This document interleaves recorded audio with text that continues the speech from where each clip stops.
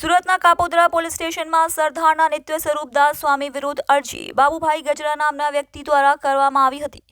નિત્ય સ્વરૂપ સ્વામીએ મહુવામાં મૂર્તિ પ્રતિષ્ઠા મહોત્સવ દરમિયાન પટેલ સમાજ બાબતે વ્યાસપીઠ પરથી આપ્યું વિવાદિત બયાન। 100 પટેલિયા ભેગા થાય ત્યારે એક વાળી જેટલી બુદ્ધિ થાય અને 100 વાણિયા ભેગા થાય ત્યારે એક ઠક્કર જેટલી બુદ્ધિ થાય આવી વાત સ્વામીએ કરી। સ્વામીના આવા નિવેદનથી પટેલ સમાજને લાગાઈ દુભાઈ।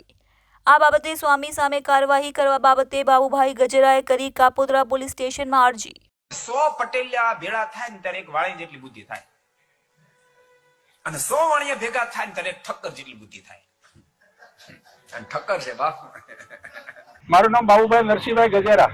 મેં ફરિયાદ કરી કે જે નિત્ય સ્વરૂપ સ્વામીએ જે આજે પટેલ સમાજ વિશે ટિપ્પણી કરી છે કે 100 પટેલિયા ભેગા થાય ત્યારે એક વાળી જેટલી બુદ્ધિ થાય, 100 વાણિયા ભેગા થાય ત્યારે એક ઠક્કર જેટલી બુદ્ધિ થાય।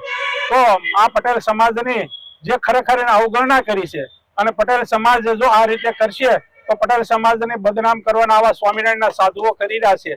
એના માટે મેં આજે આ સાધુ વિરોધ ફરિયાદ કરી છે કે કોઈ પણ સંપ્રદાય હોય, કોઈ પણ જાતિ જ્ઞાતિ હોય, જાતિ વિશેને બોલવાનો અધિકાર હોતો નથી।